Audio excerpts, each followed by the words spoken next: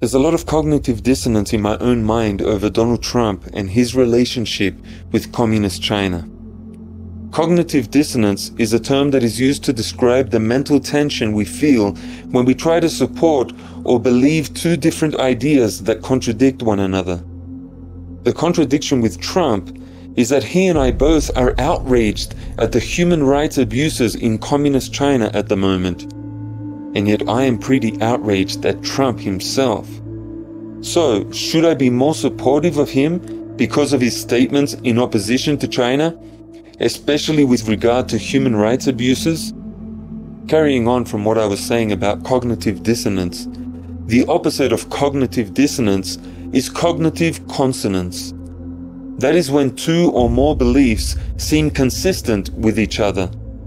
A good quotation to sum up this Trump versus China situation is the one that says, "The enemy of my enemy must be my friend." If I like Trump and we both saw China as the enemy, that would be an example of cognitive consonance.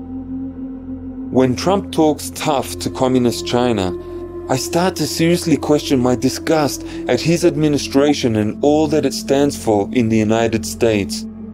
He does seem to be about the only voice in the whole world that is prepared to talk tough with the Chinese leadership and address their abysmal record of disregard for human rights.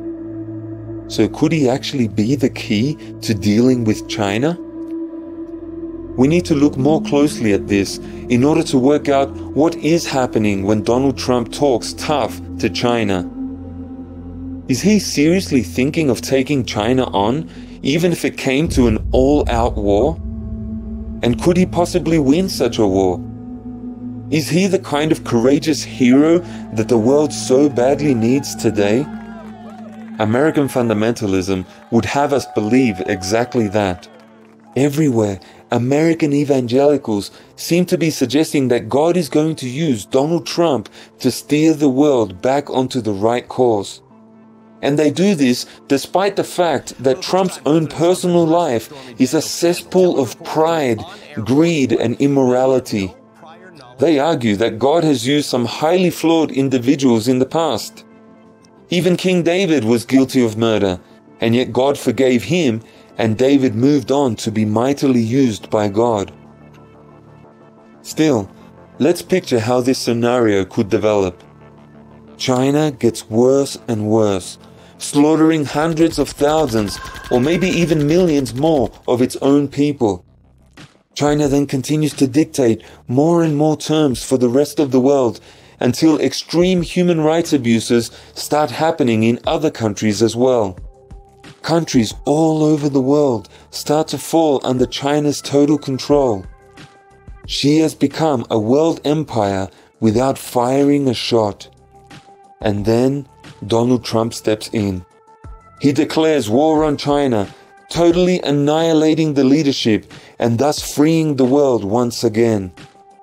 That seems to be the picture that the American religious right Trump lovers imagine. But then you need to ask, where do they go from there? You see, these same people talk about Bible prophecy as though they believe that Jesus is returning very soon. So, is Trump Jesus? Is he going to usher in the kingdom of heaven? Or is he just a heroic world leader who arises shortly before Jesus returns? You see, right-wing conservative Christian theories about Bible prophecy all teach that there will be an international human hero in the last days, just before Jesus returns. But they go on to teach that this international hero, just before Jesus returns, will, in fact, be a counterfeit Messiah, the Antichrist himself.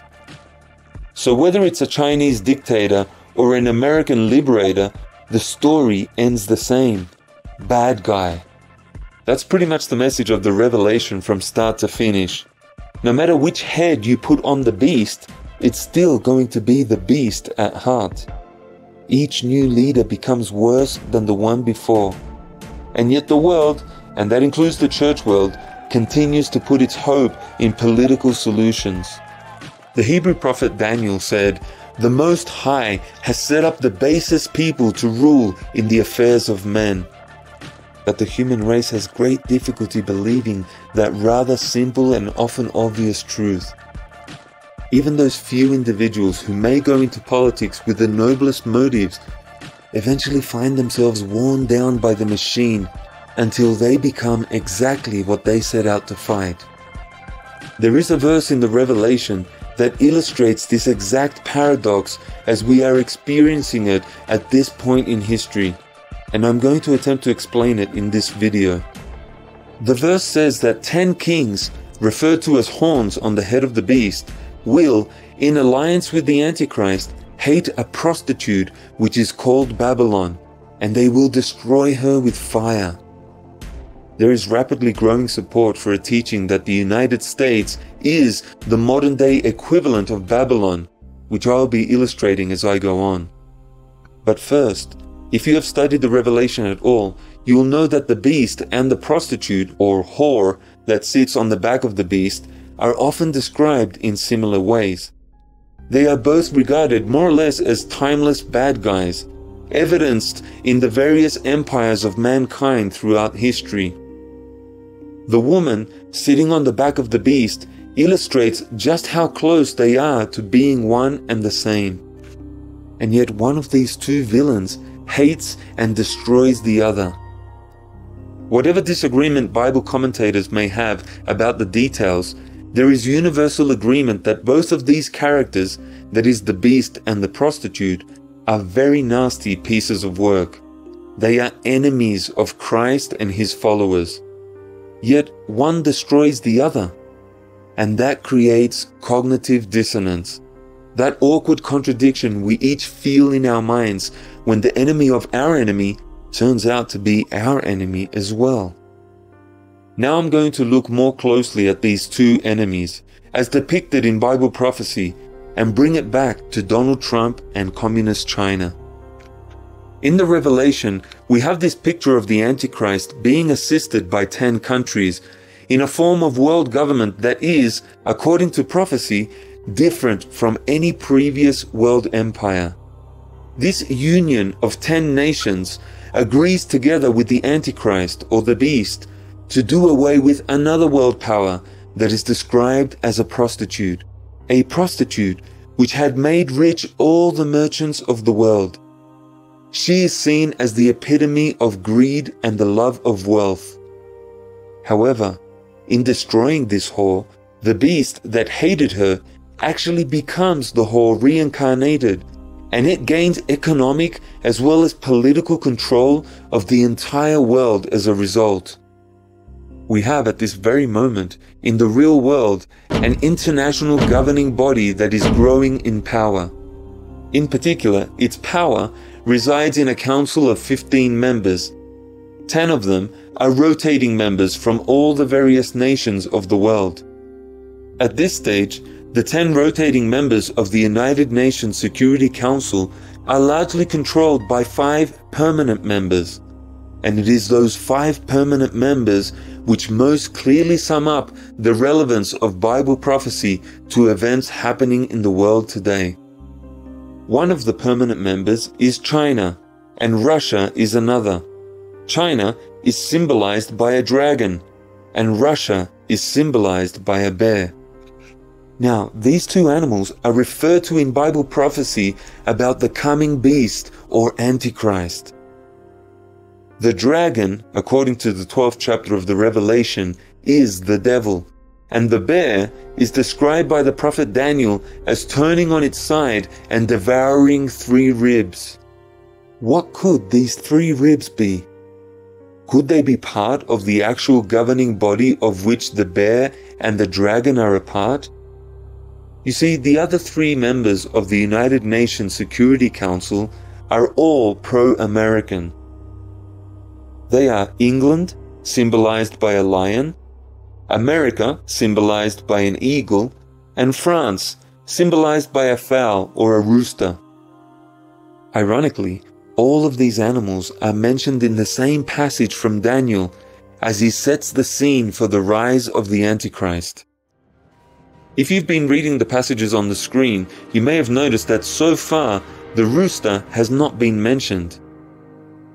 Certainly France is the least known of all the permanent members of the United Nations Security Council, and probably has no more power than many of the rotating members, like India or Israel, or maybe even Australia. But Daniel describes one other animal that will have a role to play at this crucial point in human history. He says that it is a leopard and it has the wings of a fowl. So there it is, the rooster. France, represented by a rooster. But what about the leopard? This leopard is the only animal in the prophecy that is not clearly identifiable today on the United Nations Security Council. At least not yet. But a panther and a leopard are two variations of the same animal. A panther is merely a black leopard, and it is the closest thing we have today to an animal that could represent the third world.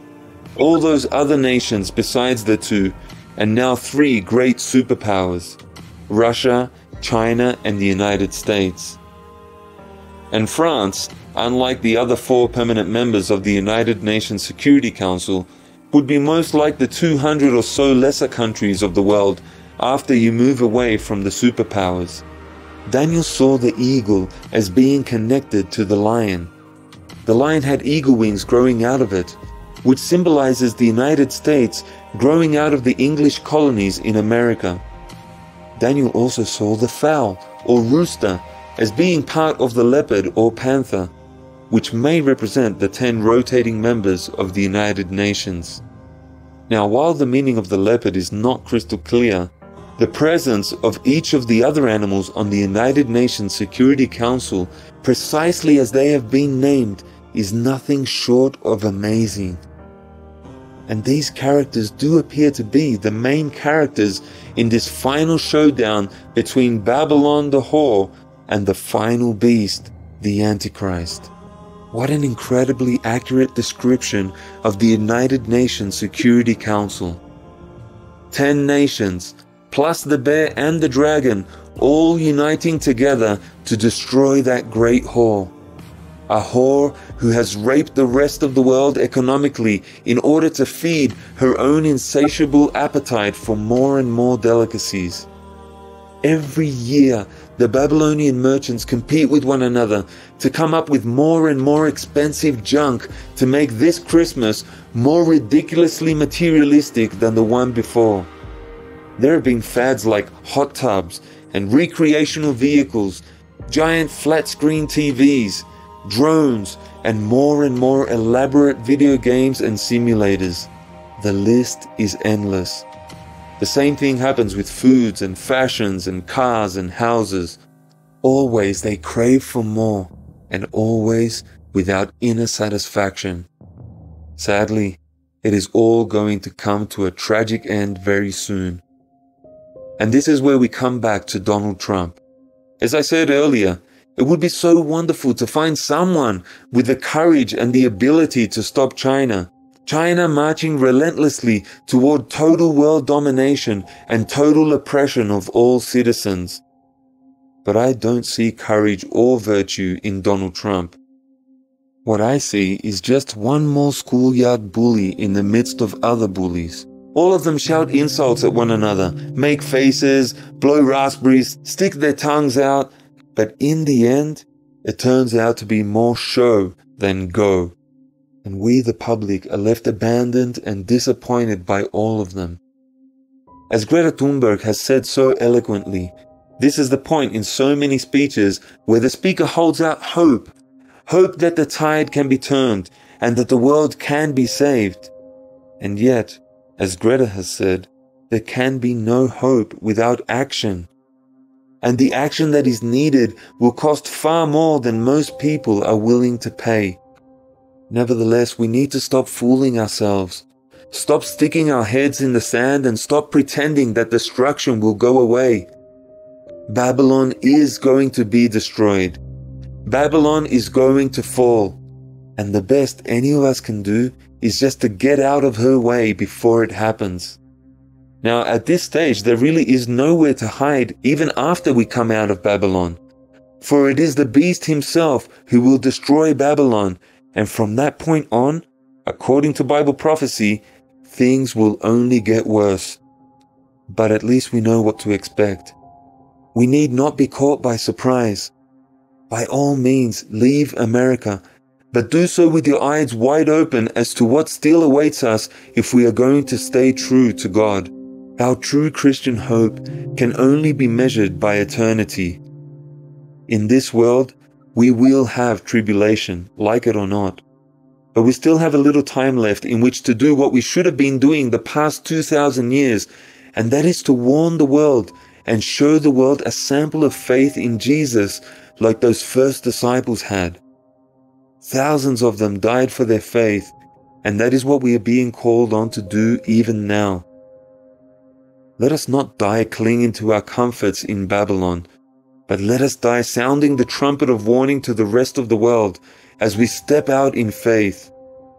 If you want to be put in contact with someone in your area of the world who is living like this right now, please write to me at the address on screen. We may not even have the freedom to use this YouTube channel for much longer, so please don't hesitate. I look forward to hearing from you today. God bless you.